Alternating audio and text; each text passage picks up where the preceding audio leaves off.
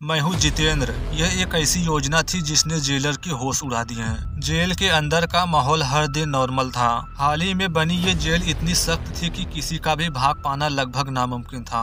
जल्द ही नामुमकिन को मुमकिन बनाने वाले 2 कैदियों की एंट्री हुई। इन्हें पता था सेल के बाहर का पूरा एरिया किल जोन है। गलती से गार्ड की नजर वहां कैदियों पर पड़ी तो उन्हें गोली मारने की परमिशन थी। हर तरफ कैमरे तथा पेट्रोलिंग गार्ड। इन सब के बीच एक सुबह पता चला 2 कैदी जो अलग अलग सेल में थे गायब हैं। ये कैदी थे जॉन डब्ल्यू तथा रॉय हार्पर।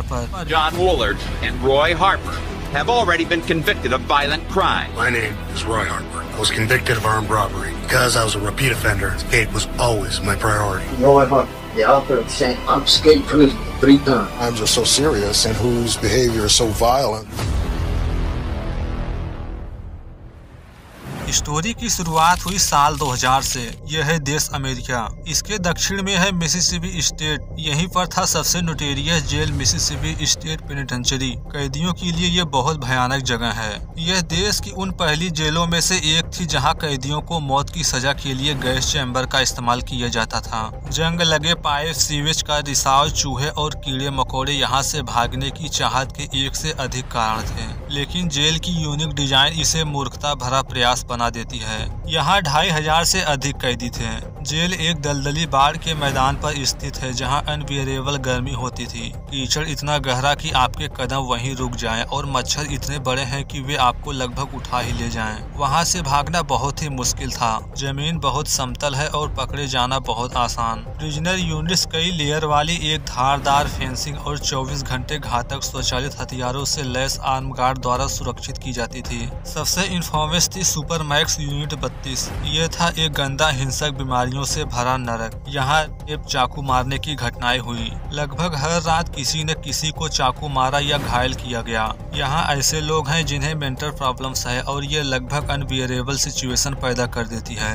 यूनिट 32 को एक डबल फेंस वाले एरिया से घेरा गया है जिसे कहा जाता है किल जोन। टावर इसे चारों ओर से घेरे रखते हैं जहाँ गोली मारने की परमिशन थी।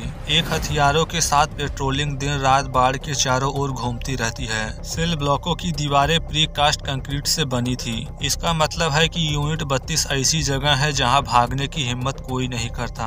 लेकिन एक कैदी है रॉय हार्पर जिसे चुनौती पसंद है। उसकी कहानी उपन्यास नोवेल जैसी लगती है क्योंकि वह जेल में रहते हुए 2 किताबें लिखा और पब्लिश कर चुका है। वह एक जीनियस है। 1 साल बाद जब उसे हथियार बंद डकैती के लिए गिरफ्तार किया गया तो उसे मौत के बराबर सजा मिली, 88 साल बिना पैरोल के।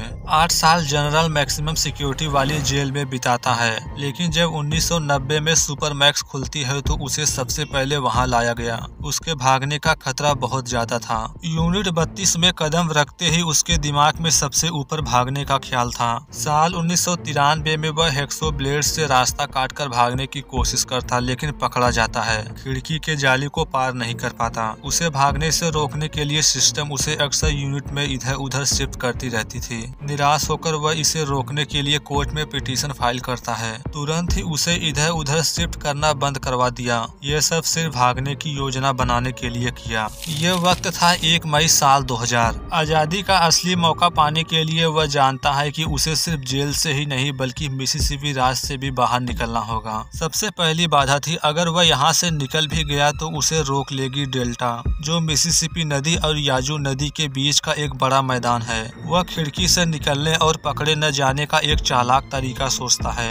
यह कोई साधारण खिड़की नहीं थी। इसके चारों ओर की दीवारों में स्टील की छड़ें लगी हुई हैं। एक बोल्ट से जड़ी कांटे से सुरक्षित कवर पूरी खिड़की को ढकती है। उसके पीछे एक स्टील का फेंस 6 स्टेम्पर ग्लास पैनल को सुरक्षित करता है। सामने बहुत मुश्किल काम है, गार्डों की लगातार निगरानी। वह जानता था कि उसे चीजों को आगे बढ़ाने के लिए पैसों की जरूरत पड़ेगी। इन जैसी जगह में गार्ड्स के लिए डाक के थ्रू कैश में पैसे छुपाकर भेजना कोई बड़ी बात नहीं थी। इस प्रिजन में भ्रष्टाचार हमेशा एक बड़ी समस्या था। कैदी जो चाहे लगभग मंगवा सकते थे।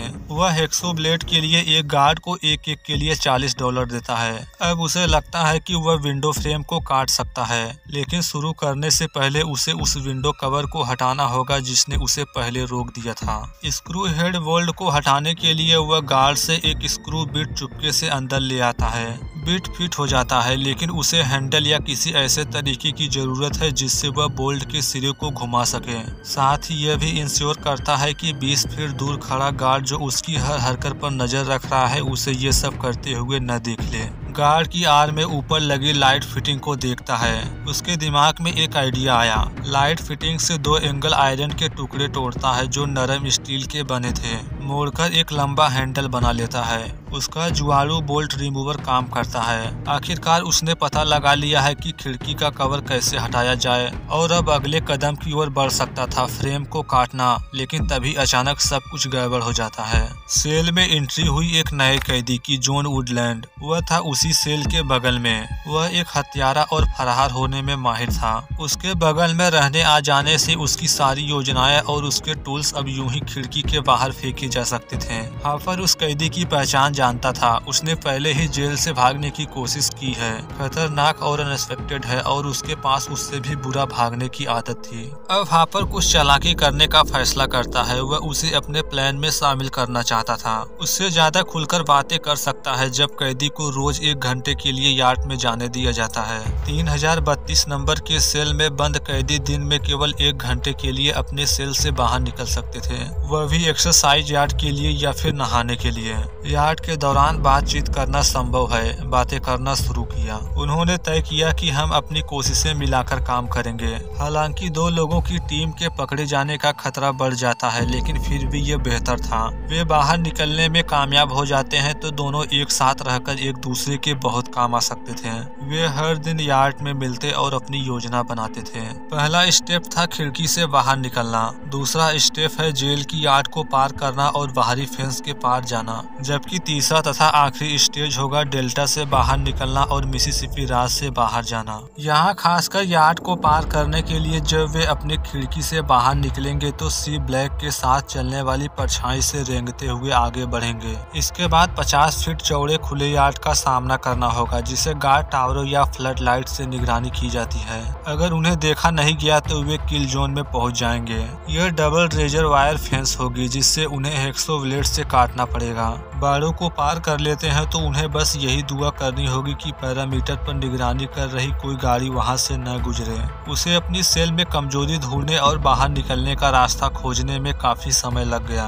वह जानता था कि कोई भी मौका पाने के लिए सप्लायर की जरूरत होगी। वे 2 लाल डेथ रो जंप सूट अंदर छुपा कर लाते हैं जो सफेद यूनिट 32 के वर्दी से काफी गहरे थे। अपना चेहरा ढकने के लिए कागज जलाकर राख को वैसलीन से मिलाकर एक गहरा क्रीम बना लेते हैं। अपना सामान इकट्ठा करने के बाद दोनों का ध्यान फिर से खिड़की की ओर जाता है। हाफर अपनी खिड़की काटने की कोशिश कर रहा था, तभी अचानक उसे अपनी सेल के बाहर कोई हलचल सुनाई देती है।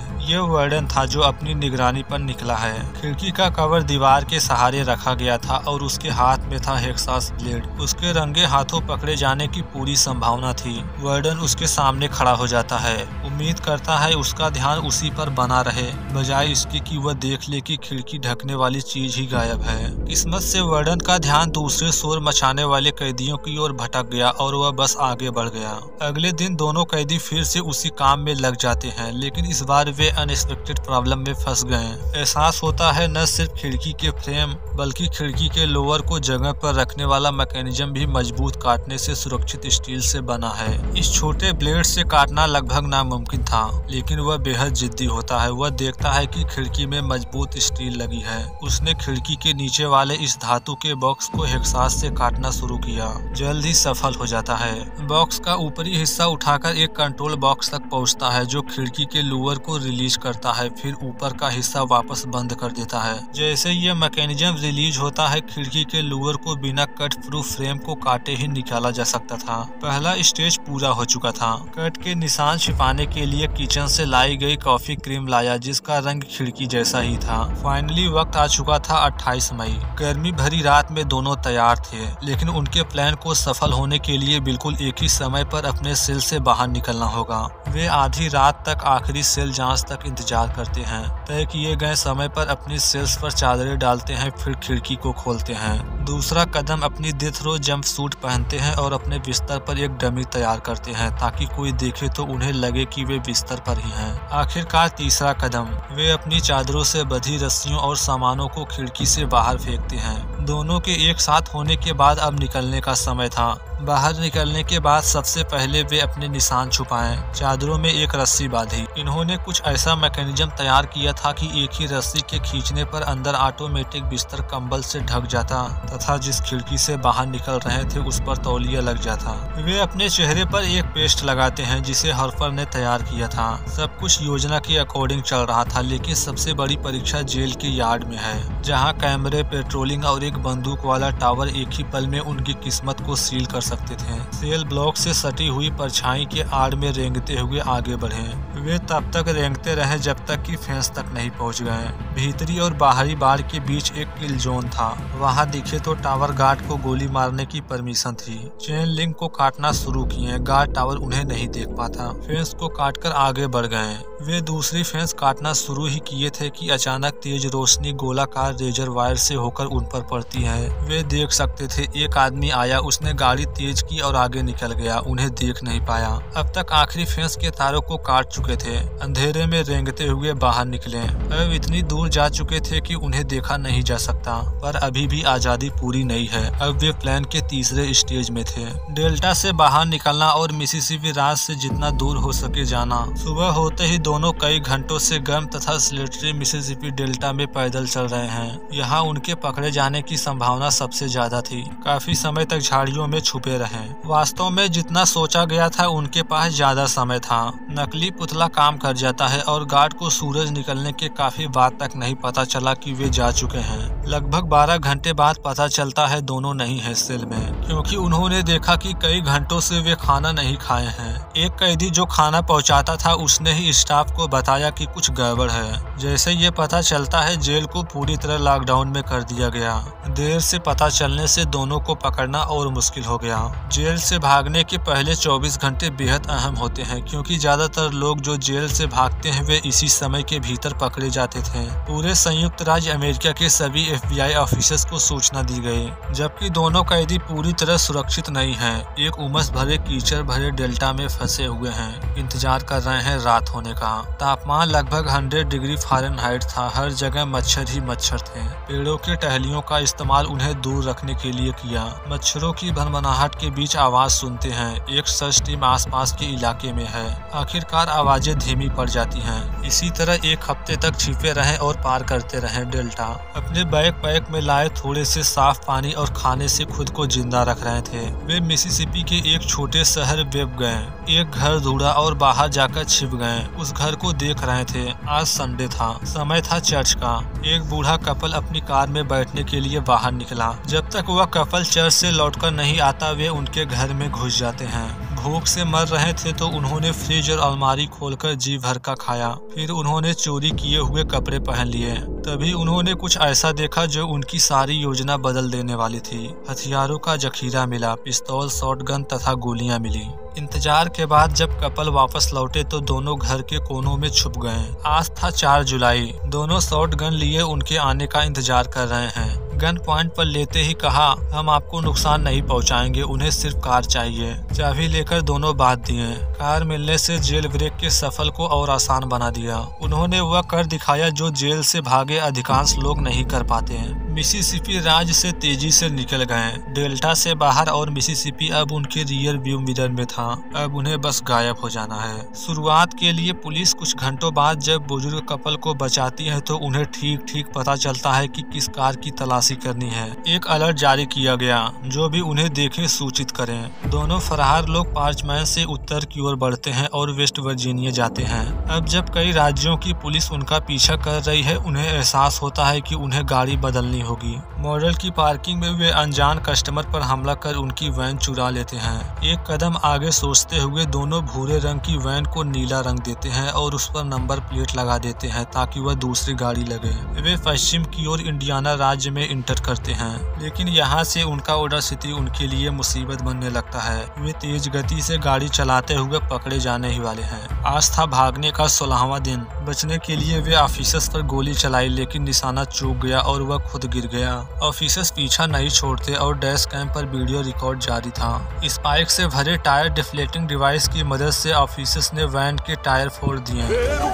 चिंगारी निकलती है और वैन को इंटर स्टेट से हटाकर एक ट्रक स्टॉक में ले जाया जाता है। दोनों को घेर लिया गया। पुलिस वालों में से एक कूद गया और उन पर गोलियां चलाने लगा। दोनों तरफ से फायरिंग शुरू हो गई, लेकिन उनकी गोलियों का असर ज्यादा नहीं हो रहा था। आखिरकार ऑफिसर्स को पता चलता है कि उन्होंने उस वैन के अंदर कपड़े और सामान एक तरफ रख दिए थे और वह एक किले जैसा बन गया था। दोनों अब भागने की कोशिश किए। सायरन और गोलियों की अफरा दफरी के बीच चमत्कारिक रूप से बच निकलते हैं। फिर से फरार थे और वापस पैदल ही इंडियाना की रात में गायब हो जाते हैं। भागे हुए हो चुके थे पूरे 18 दिन। आसपास के शहरों में हाई अलर्ट के बीच दोनों 2 दिन तक रूरल एरिया में छिपते और चुपचाप घूमते रहते हैं। पानी और खाने की सख्त जरूरत में जंगल से बाहर निकलते हैं, लेकिन ठीक रात के समय दोनों को जंगल से बाहर आते देखा गया। सौभाग्य से वे एक ऑफिसर्स के कार के पास थे। एक ने अपने हाथ कार के सामने रख दिए, लेकिन दूसरा उसकी आंखों में देखा और भाग गया। 2 घंटे बाद दूसरे ने भागते समय इंटर स्टेप पर एक वैन क्रैश कर दी, जो उसने पार की एक कार वाश बंदूक की नोक पर चुराई थी। कुछ ही पलों बाद उसे हथकड़ी लगाकर अरेस्ट कर लिया गया, लेकिन कहानी यहीं समाप्त नहीं होती। जब उसे फिर से उसी जेल भेजा जाता है, वहाँ की हालत देखकर वह हैरान होता है। प्रिजन रिफॉर्म मूवमेंट में शामिल होता है, जो यूनिट 32 को बंद करवाता है।